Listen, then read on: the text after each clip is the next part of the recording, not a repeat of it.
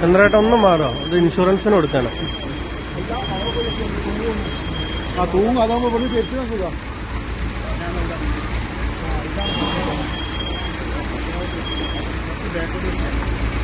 കുറച്ച് ബാക്ക് വലിച്ചോ.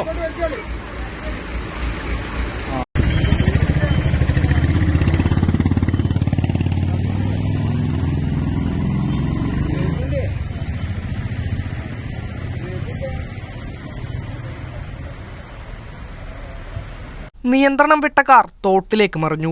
കോഴിക്കോട് രാമനാട്ടുകര കുടുംബാരോഗ്യ കേന്ദ്രത്തിന് സമീപമാണ് സംഭവം.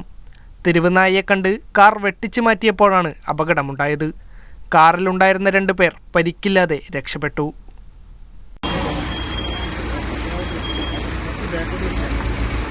കുറച്ച് ബാക്ക് വലിച്ചോ.